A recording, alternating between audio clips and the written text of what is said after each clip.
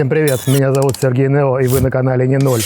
Я думаю, старые подписчики канала знают, ну а так, если отмотать пару сотен видео назад и зайти на самое начало этого канала, то вот вся вот эта обстановка, которая здесь сейчас вокруг меня, будет как раз хорошо видна.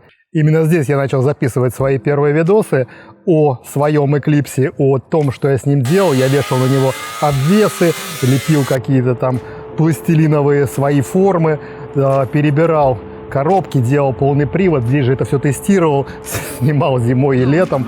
Все это выкладывал на канал лишь с целью того, чтобы поделиться с друзьями, ну и для истории, для себя оставить. Никто не думал тогда, что я захочу заниматься вот этим YouTube-творчеством впоследствии. Но жизнь расставила все приоритеты на свои места, и вы сейчас находитесь на моем канале. Канал растет, и я решил вернуться в свой гараж. Кстати, очень многие видео набрали под 1 миллион и более просмотров, поэтому, в принципе, тема популярна. Хотя я не все опубликовал. Некоторые видео до сих пор не были опубликованы, а хотя следовало, как я ставил ламбо-двери на свой Эклипс. Ну, в общем, все в этом духе. И именно в этом гараже в свое время я собрал свой первый 500-сильный мотор. Вот прямо вот здесь, в пыли, грязи. И сегодня я вернулся именно за этим мотором. Мне кажется, для каждого, у кого есть гараж, это какое-то святое место, по крайней мере, точно особенное. Кто сюда приезжает для того, чтобы потусовать с друзьями, попить пивка, кто-то для того, чтобы перебрать свою любимую машину. Ну, а так получается, что со временем какое-то хобби становится работой, и сюда приезжаешь для того, чтобы сложить какие-то древние запчасти, которые сейчас не нужны, да и вообще, наверное, не нужны. Ну, в общем, гараж превращается в помойку. Напиши в комментариях, есть ли у тебя гараж и что он для тебя значит. Но приехал я сюда не для того, чтобы рассказывать, какой хлам хранится в моем гараже, хотя отчасти именно для этого. Во время одной из уборок я обнаружил, что у меня лежит много запчастей от моего старого мотора. Того самого мотора, который стоял на моем первом Эклипсе, из которого я выжимал, да, в общем-то, неплохие результаты. Конечно же, все, что осталось здесь от этого мотора, совсем не то, что было у меня в нем установлено, но какие-то запчасти есть. И я подумал, а что если взять и собрать вот из этого всего хлама, который здесь хранится, реально действующий мотор? У меня где-то здесь должна быть и ковка, и сам блок вот есть. Ну, то есть, в принципе, по детальке, и должен получиться тот самый легендарный мотор. Владельцы Evolution, которые смотрят мои видосы, конечно же, знают мое критическое отношение к их машине, к их модели, да, в общем-то, и к самому мотору 4G63. Но, честно говоря, я такой же фанат этого мотора, как и они. Хотя после работ с моторами V6 как-то к нему возвращаться совсем не хочется. Но мы сделаем совсем непростой вариант. И ни один эвовод, я думаю, мало кто в мире делал такую хайповую поделку. О чем речь пойдет, это я расскажу еще в дальнейшем, а пока я постараюсь собрать все детали, которые у меня есть, и рассказать немножко о том, что я о них знаю, да и о моторе, в общем-то, тоже. Итак, что же у меня есть? Колено от 6G75. Это не та тема, тема отдельная. У меня есть блок чугунка от 4G63, от Эклипса второго поколения.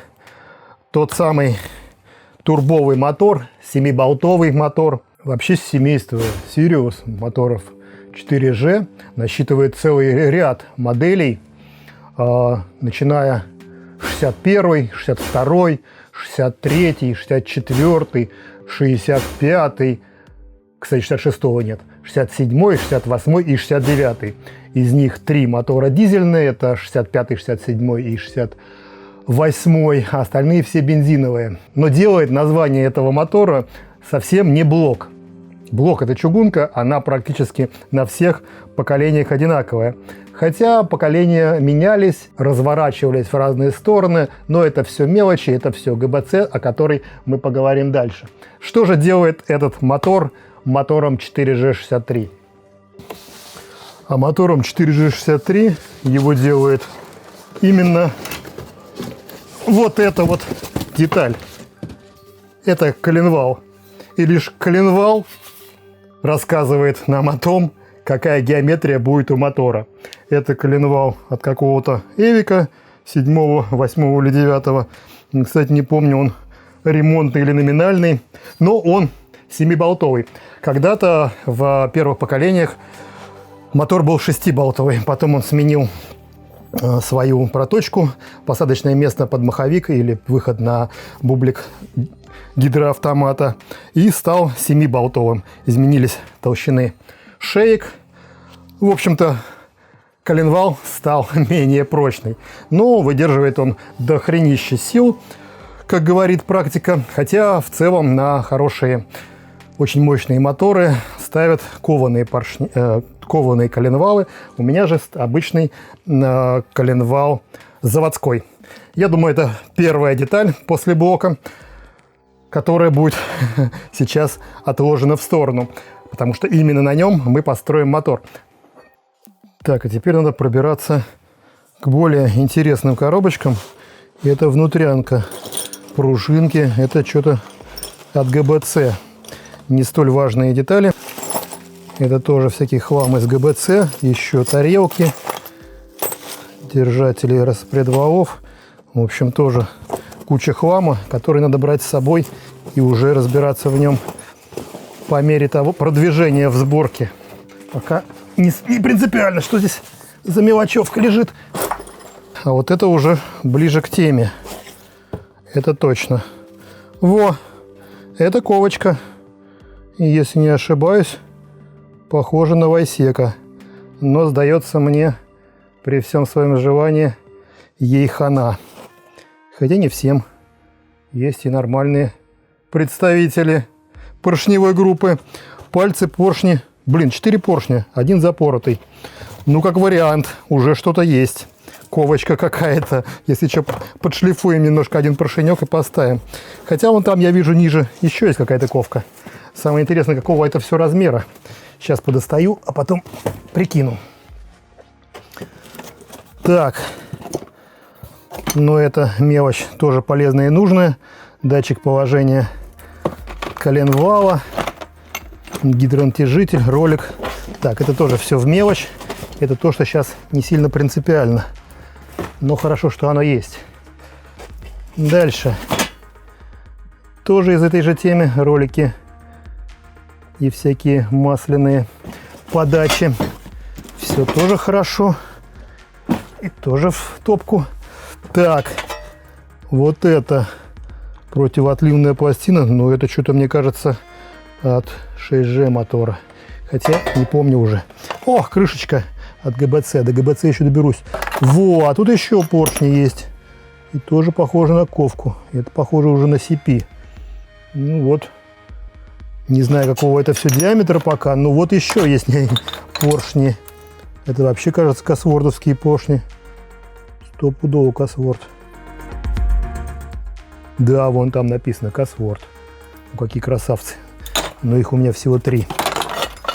Так, вот это нужная коробочка. Так, коробочка с поршеньками. В принципе, 63-й мотор практически квадратный. То есть у него 85-й в диаметре поршень и 88-й ход этого поршня. То есть практически квадрат. Хотя, честно говоря, например, 69-й мотор, ну, если в него поставить колено от 63-го, станет совсем квадратным. У него 87-й в диаметре поршень, и будет такой же 88-й ход этого поршня вверх-вниз. Но у меня же есть сейчас, не знаю что за поршни, и они сюда не влезают. Насколько я вижу по обозначению, это 86-е поршни, ковочка, очень похожа на Вайсеку. У меня блок расточенный в номинал, то есть он не расточенный вообще. А вот эти вот поршеньки очень похожие на просто Эво поршня, хотя может быть это и CP-шки, не знаю, они как раз проходят. Опять-таки не знаю пока точных размеров всего, и скорее всего блок придется все-таки точнуть под поршневую группу. ту, которую выберу. Если получится восстановить вот эти кованые поршня, то значит они. Нет, так поставим вот эти. Хотя для моих амбиций и того, что я хочу дунуть в этот мотор, желательно все-таки ковку. Как вам мой олдскульный коврик? Но он висит, по крайней мере, не на стенке. Он выполняет роль подставки. Так, это у нас тоже мотор, кажется, 6G. Хотя я могу ошибаться. Может быть, тоже от четверки. Раз, два, три. Хрен знает. Потом разберусь.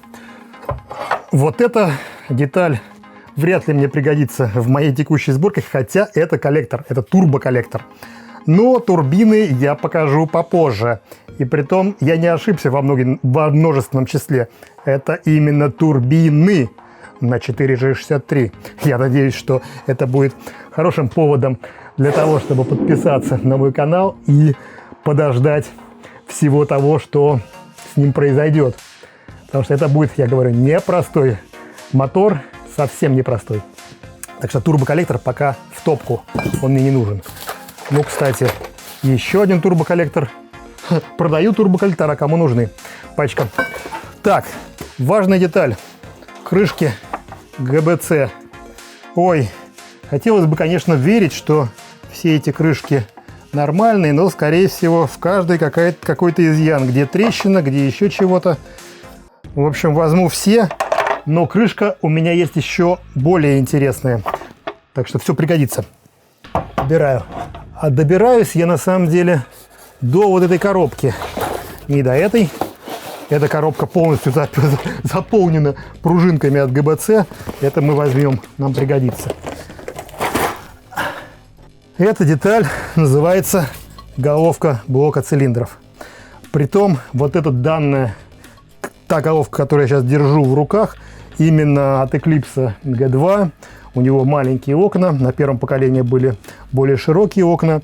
Весь мотор 4G63 построен на истории продвижения модели Evolution, Lancer Evolution и его спортивных достижений. И ассоциируется, в принципе, у многих этот мотор именно с Evolution. Хотя он стоял на куче моделей, выпускается он, кажется, с 1981 года. И правильнее сказать, что это галантовский мотор. И изначально сделанный для галанта, и изначально сделан для спортивного галанта, потом он пересел в Lancer. И, в общем-то, все поколения Lancer уже продвигали этот мотор, и все модификации Lancer меняли этот мотор. То есть менялись ГБЦ, менялись внутрянки, но, в принципе, сама чугунка оставалась та же. У меня есть ГБЦ от второго Eclipse. В моей конфигурации это тоже подойдет. В принципе, ГБЦ можно поставить от любого блока на любой блок. И во многом это зависит от ее расположения. Ее можно развернуть так, можно развернуть так. Там прокладки на каналах подточить. И, в общем-то, все сойдется. У одной будут выпускные коллектора в сторону радиаторов, у других выпускные коллектора в сторону моторного щита. Ну и, соответственно, там положение турбины, если все это родное. Ну, это сейчас не суть важно. Это все еще мы можем модифицировать. Запускать мотор я собираюсь вне машины, поэтому мне без разницы, куда он будет направлен и что на нем будет установлено. Что с этой ГБЦ? Я не знаю, что с этой ГБЦ. На вид, наверное, у нее были погнуты клапана. А не наверное, а точно. Вот клапан. Его вытащить отсюда проблематично. Он здесь засел. Ну ладно. Сама ГБЦ есть. Будем разбираться с ней по ходу дела. А вот еще одна важная часть мотора. Это поддон. В общем-то, это часть блока. Без нее особо блок не соберешь. Я не очень уверен, что этот поддон от моего поколения 4G. Но по геометрии он прикрутится. А там на месте будем разбираться. Мне кажется, это эвиковский поддон. Уж очень большой у него вырез. Не помню точно, но буду проверять. Так что плюс поддон. Приличное количество хлама набирается. И следующее, что придется взять в очень большом количестве, я не знаю, потому что их у меня очень много, это распредвалы. Потом придется промерять и опознавать, какой они фазы, но их вот целая пачка, и все они от чего-то похожего на 4G мотора. Некоторые даже вот красиво упакованы. Может, какой-то тюнячий. Не знаю. Хотя, судя по обозначениям, не похож на тюнячий. Ну, в общем, вот десяток распредвалов, которые я возьму с собой на сборку. Так, дальше деталь важная очень. Это масляный насос. Ой, совсем не представляю, в каком состоянии конкретно этот масляный насос. Я очень надеюсь, что внутри в нем что-то живое, и я смогу из него собрать какой-то действующий образец. На самом деле, при каждой сборке мотора я всегда стараюсь приобретать новый масляный насос. Ну, вот такое правило, да, и кто бы ко мне там не обращался за какой-то переборкой, я говорю, первое условие, ребят, новый масляный насос, тогда будет сборка. Не будет нового масляного насоса, не будет сборки. Ну, наша хайповая сборка не подходит под эти параметры, поэтому будем ставить то, что есть. Очень надеюсь, что там живые шестерни. Ну, конечно, среди всей этой бэушки попадаются и какие-то новые запчасти. Вот, например, помпа. Написано, что на 4G64, 4G63 Chariot RVR. Ну, значит, и на мой тоже подойдет. Вот вполне новая помпа. Хоть одна деталь у меня будет в моторе новая. Хотя тюнячками, практически новыми, я его не обделю. И когда я вспоминал о клапанной крышке, я как раз хотел достать вот эту красоту. Это мега-тюнячка. Такая есть только у меня и у Майкла Джексона была. Больше ни у кого. Это крутая система зажигания, как катушки на каждый цилиндр.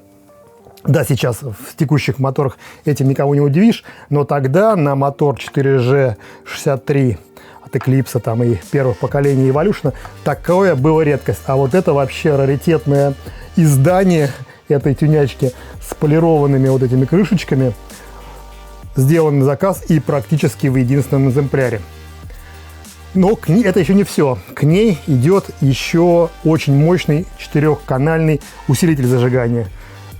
Если это все заработает, а подключать, мне кажется, придется на мозги от 9-го Эвика. Хотя, не знаю, может быть, найду и родные эклипсовые мозги, но с 9-м как-то попроще. У меня даже где-то проводка есть от 9-го Эвика.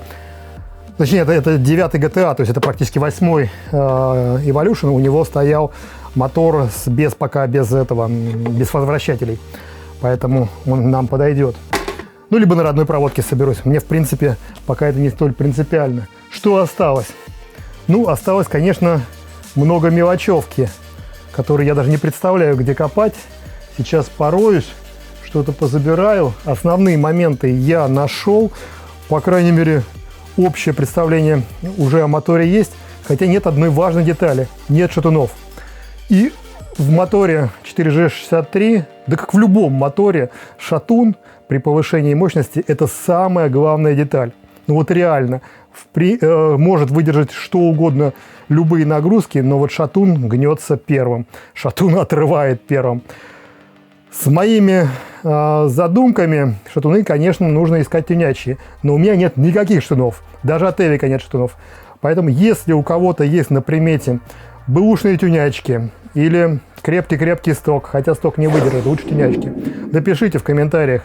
Может, кто-то за дешманские копейки мне отгрузит 4 шатунчика на 4G63. Очень буду признателен. Ну нет, так придется покупать. Что делать?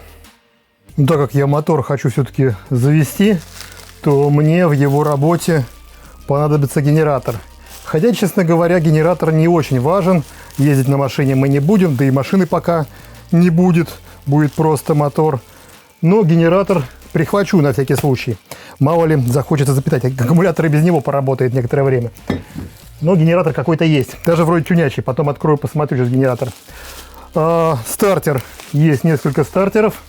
Не знаю, автоматные или от механики. Тоже сейчас не слишком принципиально. Хотя я это увижу сразу же. В общем, беру все стартеры с собой. Увижу я их отличия тогда, когда привожу к пластине центрующей. Вот такие вот пластинки, которые стоят между коробкой передач и мотором. Коробки передач у меня тоже пока что не будет, она мне не нужна.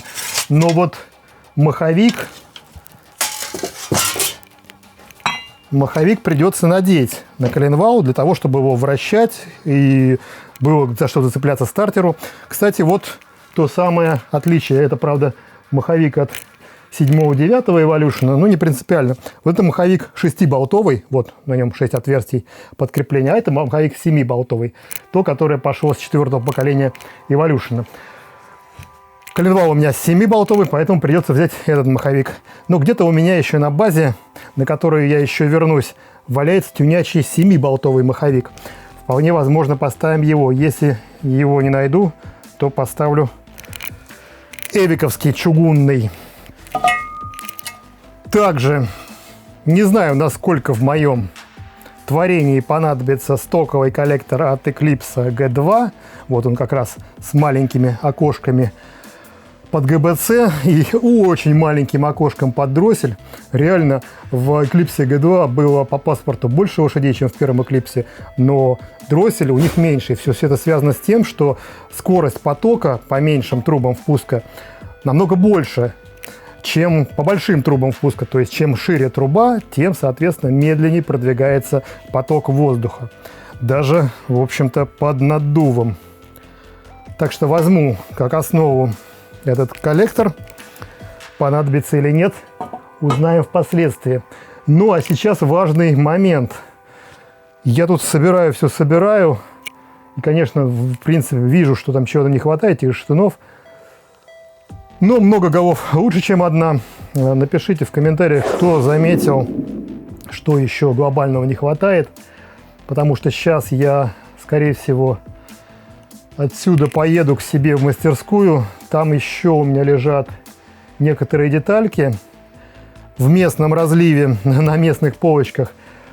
И, в общем-то, я приступлю к промерке всего того, что здесь есть, и к сборке. Точнее, наверное, сначала какой-то очистки, а потом сборки. Хотя сейчас я вижу еще одну очень важную деталь, которую надо анонсировать стопудово сейчас, до начала всей движухи. Мой мотор, конечно, будет турбовый, и собран он будет вот на таких турбинах. Опять-таки, почему говорю турбинах? Их будет несколько.